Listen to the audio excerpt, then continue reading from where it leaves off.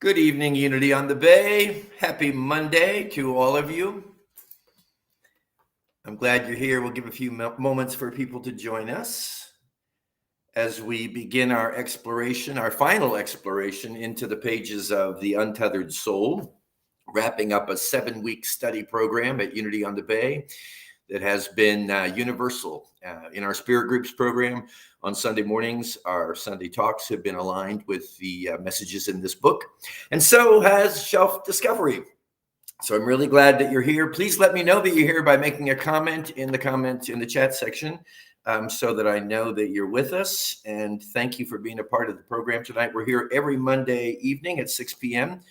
on YouTube and on Facebook Live. And it's really a joy. Thank God for this technology that we've all become better acquainted with through the challenges of COVID over the past couple of years. Hey, Kelly, glad you're here. Love you so much. Miss seeing you. But it's good to know that your presence and your consciousness in a very real way is always a part of Unity on the Bay. Hi, Marie. Nice to have you here again tonight. Thanks for joining us. This is an interactive program, and that means that I need you to participate by sharing your reactions, your thoughts, your ideas, your comments, whether they agree with Michael Singer in this great book, or whether they agree with me. I find that we learn the most and certainly grow the most when we are open and receptive to being impacted by one another. And you know, the longer that I live, my friends, the less I believe in the old construct of the educator or the teacher, in spiritual circles, like the enlightened one somehow benevolently passing that knowledge and wisdom on to others. I think we are all one another's teachers and students. And I love that idea. I have learned more from those who have carried the label of students in classes and in programs that I've facilitated than anywhere else. And it's because they share openly and honestly, and I hope you'll do the same tonight. Again, if you're with me, let me know in the chat section, and keep letting me know by sharing your thoughts on the subjects that we're going to be discussing tonight. Let's be interactive together. Just give another moment or two for others to join us. Again, I'm so grateful that you carve out the space in your Monday evening to be a part of this experience. And I consider all of you to be part of the heart and the soul of the spiritual community of Unity on the Bay. And these moments of sharing like this are golden to me. So it's been a 7-week journey through the pages of this book, as I already mentioned. And I'll tell you, it's opened some doors. I've read the book many times, but every time I've read it or taught it, I see something new. And I've seen a lot of things new. It's been a while since I last read the book. And I think, you know, as we grow spiritually in our consciousness and our awareness, we are able to see, understand, and hear things that we couldn't hear before because we're receptive to them. So let's begin our journey tonight into the last few chapters of this book. And yesterday at Unity on the Bay, I mentioned, it sounds a little ironic, I suppose, that in order to truly fall in love with life, and by falling in love with life, what I'm talking about is the ability to see everybody and everything in life through the eyes of love. That is to be able to meet the situations and the characters in our life from a space of unconditional loving awareness. Now, to do that, you're going to be hard pressed if you're looking at the human construct, because from the human level, we appear to be filled with faults and frailties.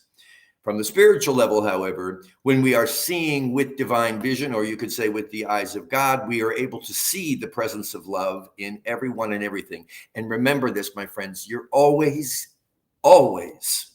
going to see what you're looking for. And if we go out into our day looking for trouble and turmoil and looking for difficult, challenging people, we will find them. There are many of them roaming around out there. But if we are able to fix our attention and our focus on the loving thoughts that we're able to hold for ourselves and for our drama in life, it's amazing how the shift in mind, or we would call it in Unity, the shift in consciousness, impacts everything that we see and everything that we do and all that we're a part of. Hi, Sonia. I'm really glad you're here tonight. It's nice to have you back. So what we're doing here is we're talking about falling in love with life. And in order to do that, we have to, and this sounds a little strange, I realize, we have to fall in love with death. And you might think, how in the world could I fall in love with death? It's the end of human life. Yes, it's the end of a human chapter or episode in life experience. But of course, in Unity, we believe that life is eternal. Therefore, every life episode, when it ends, can actually be cause for appreciation for what an individual that's passed on may have brought into our lives, immense appreciation. It certainly can bring forth grief, but grief is not necessarily a bad thing. I have found in my own life that some of my deepest moments of grief were also some of my deepest moments of the recognition of beauty and love and light and appreciation.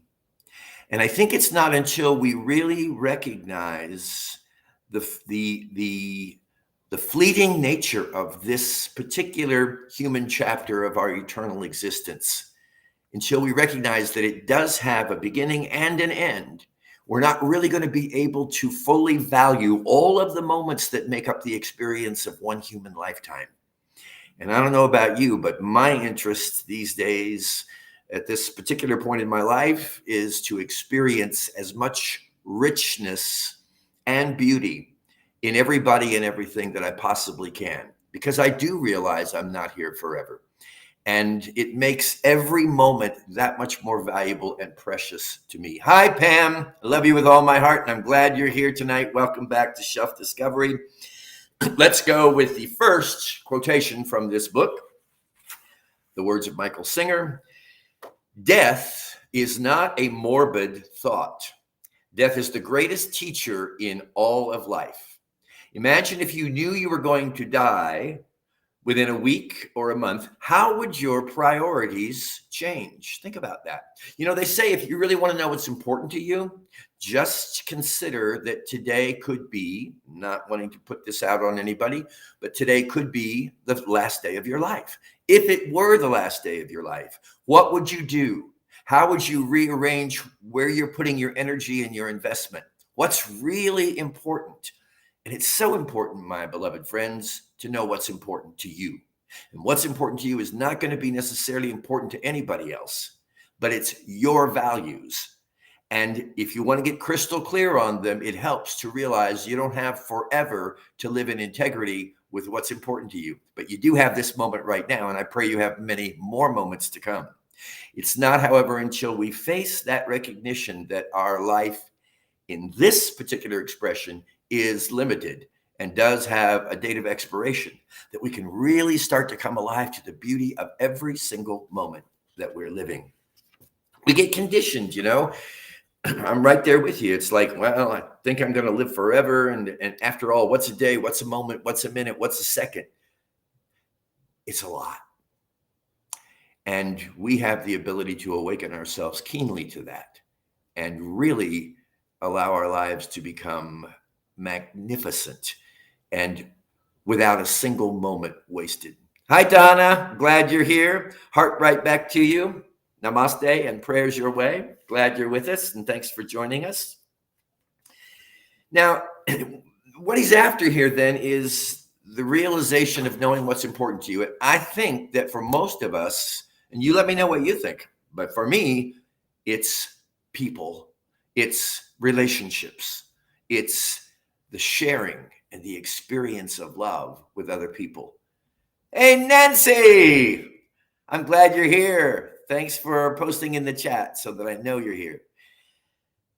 So I think above all, this understanding that life doesn't last forever can really allow us to appreciate our relationships in life more, our loving relationships, and to not allow, I'm going to refer to it as the pettiness of some of our entanglements in relationships to get in the way. You know, I have had relationships in my life that have flourished, and I've had some that I've regretted, and I've had some that I truly didn't appreciate. But what I found is that the longer I live, the more I realize there's nothing more important than experiencing the love, whatever level of love I may have with another individual, experiencing that and expressing that. There are people in your life right now, my dear friends, who need to hear you say, I love you, who can benefit so much by the loving actions that you express to them.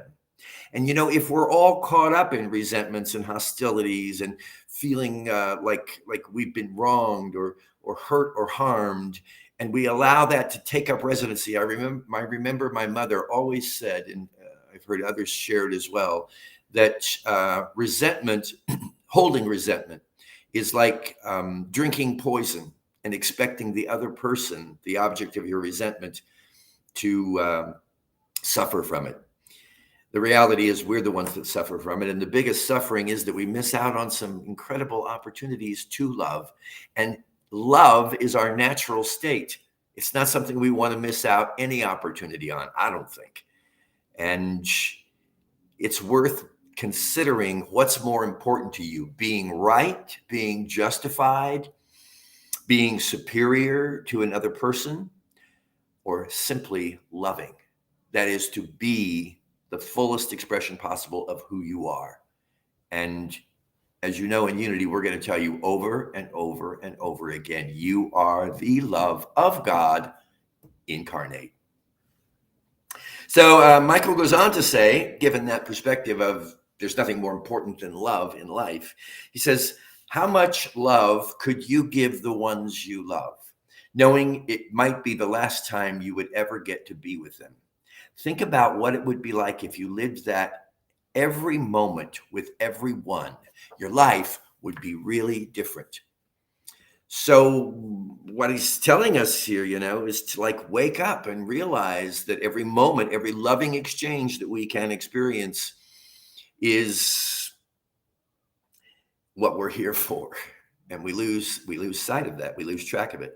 Again, there are people right now that need to know that you care, that you love them. And there are people that would love to have the experience of you setting aside some animosity or some negative emotion in order to remember the precious gift that this individual is in your life. You know, sometimes we just need to sit down and look at all the things we appreciate about another person. Because don't you know, our mental chatter is always reciting the shortcomings, remembering the challenges or the difficulties, instead of realizing there is something, and actually there are many things in every individual that are worthy of our love, that are worthy of our appreciation, and that are worthy of our attention.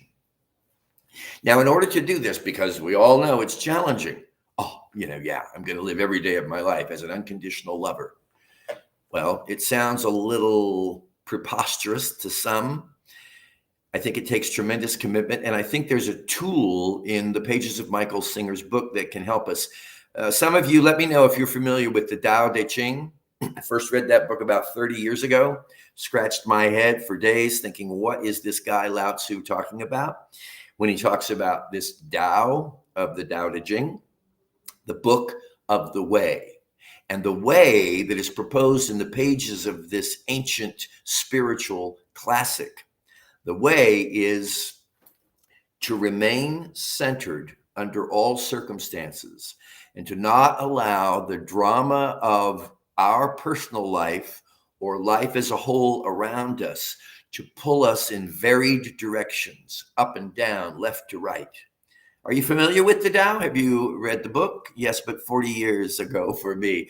Yeah, well, it's been a while since I've read it cover to cover, but it's beautiful and it's really simple. It's just so simple, in fact, that to our advanced, educated minds, it can seem to not make sense at certain places, and it sort of defies all of what Michael Singer calls the mental construct that we've created around the reality of who we are. Great way to live. It is. And what Singer is telling us here in terms of the Tao and its application to living a more loving life is that it is possible to make our number one priority in life to remain centered and to remain balanced so that we're not swaying from one extreme to another. There is like a center point. There's a center point wherein we are able to not force anything to have to happen.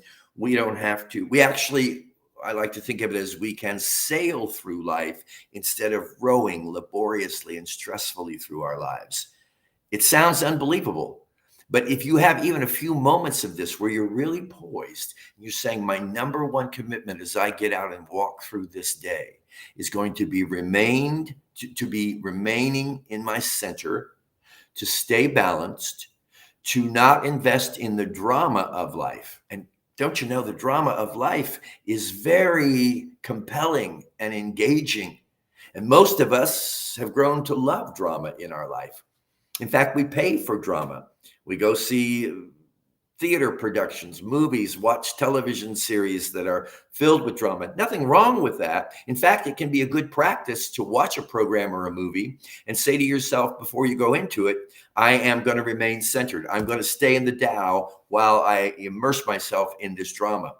Because the drama is more or less inescapable unless you run off to a mountain or a cave somewhere. The drama is going to be there all the time. The question is, how are you going to be responding to it and reacting to it?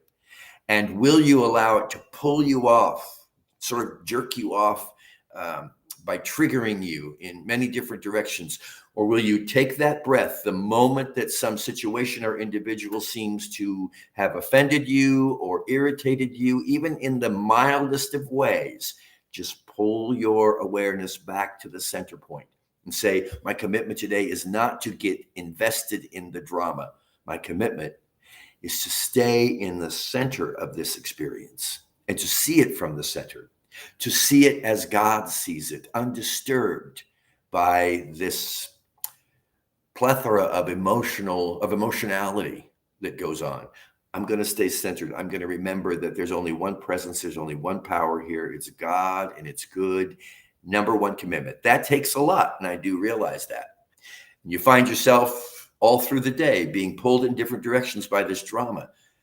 The commitment is in returning to center, returning to the place of balance. And from that place, my friends, unbelievable levels of energy and creativity begin to open. You see, your energy is no longer going out into all of the distractions of the human drama.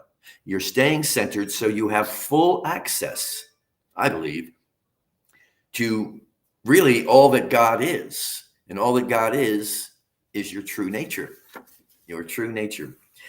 So he says, to go on here in Michael Singer's words, you must reach the point where your whole interest lies in the balance and not in any personal preference for how things should be. That's all. No personal preference for how things should be. You all have any personal preferences? I have many of them. I'd rather things go this way than that way. I have an idea of how my life and life on the planet should be unfolding. And when it's not going my way, again, I'm off balance. As opposed to releasing my personal prescription for how things need to be from my personal perspective or in my own personal opinion, accepting all things as they are. And then he goes on to say, effortless action happens when you come into the Tao. Effortless action. Life happens, you're there, but you don't make it happen. There's this idea, that's part of our human conditioning that we have to make something happen. I'm going to make this happen. I'm determined, and my will be done, as opposed to God's will be done. Course in Miracles talks about that we sort of get into a self-created mental battle between ourselves and God. We reject or we judge or we criticize what is, and we try to lay our personal prescriptions over it. We do this with ourselves, even with our friends and our loved ones, and with life as a whole. Singer says, there is no burden in this space. There's no stress. The forces take care of themselves as you sit in the center. And you know what I found, just to let you know, is that the more I become committed to sitting in this center, the more the drama of the world around me increases its intensity to try to pull me in. I was going through a lot of that in 2020 with COVID, with the news reports, with the political issues. I really had to watch myself because I could turn on the television and be sucked into the drama without even hardly realizing it. It's like, what center, what point of balance, what Tao, because I think sometimes the stronger, and perhaps even as a human race right now, we're becoming stronger in our commitment. And the worldly drama, the human drama, doesn't want to let us go because its continuation depends on our investment in it. So sometimes when things in your life seem to be getting more challenging and more difficult, just remember, and I've said this to so many people, they'll come in for like a counseling or something and they'll say, oh, my life is so messed up and I've got this problem and that problem and this problem. And my response to that is, congratulations. And they look at me like, what the heck are you talking about? I say congratulations because stuff is stirred up, you see. It's like in the old 4T prosperity class, we used to tell people to say, I am prosperous 200 times every morning and periodically throughout the day. I am prosperous. I am prosperous. You're putting that kind of food into your consciousness, into your mind.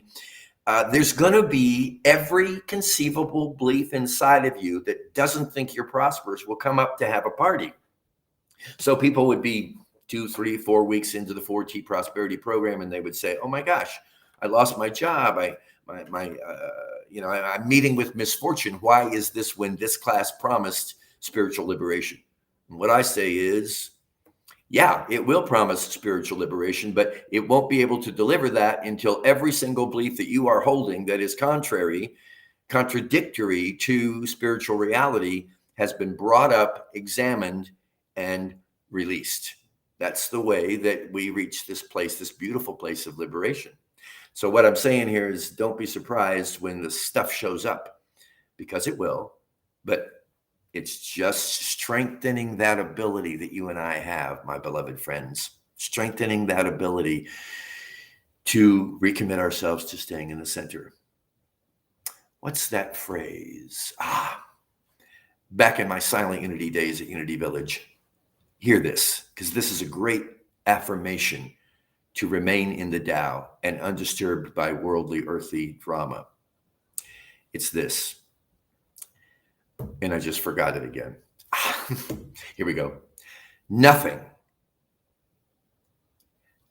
can disturb the calm peace of my soul. Nothing can disturb the calm peace of my soul.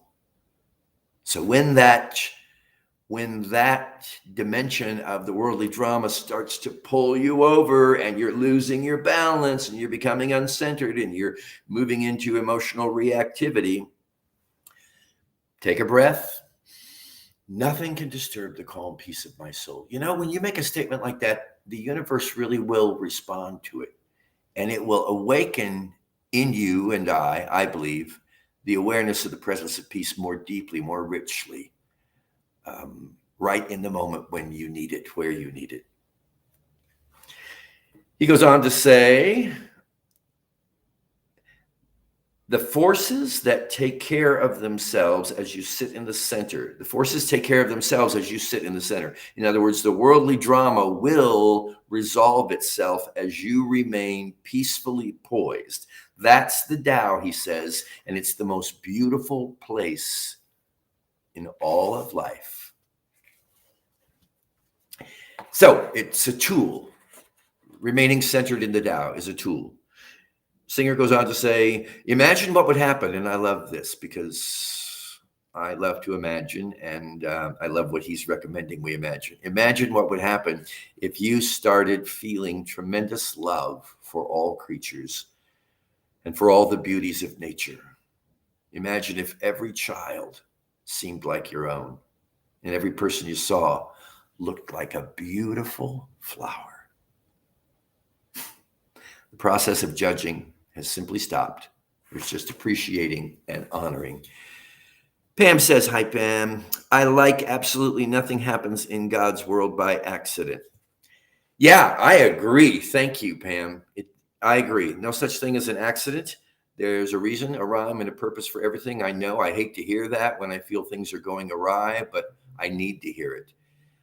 There's an orchestration going on here. We can take issue with it. We can lay our personal prescription over it. It'll still have its way because at the end of the day, God's will overrides everything. Therefore, the main objective of our day-to-day experience is to allow our personal wills to align with God's will. So it is possible, I believe, my friends, that we can.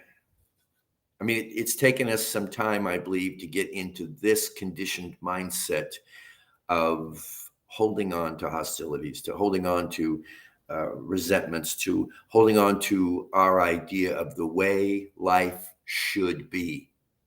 As opposed, so given that it's taken us time to get to this space, it may take us some time. It certainly is taking me a little while to, and I'm always in this process. It's ongoing for me at level by level by level by level of really understanding my number one priority and not allowing my priorities to be dictated by worldly dramas.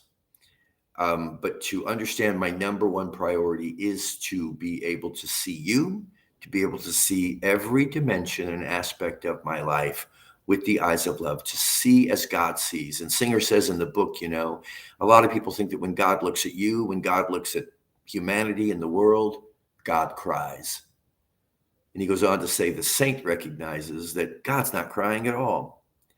And if God were crying, it would be tears of ecstasy, tears of unconditional love, tears of reveling in the awesome beauty of what God has created. And we can do the same thing. All we have to do is let go of our personal perspectives, big order, prescriptions, and opinions, and enter into every day saying, I trust in God. I trust in God.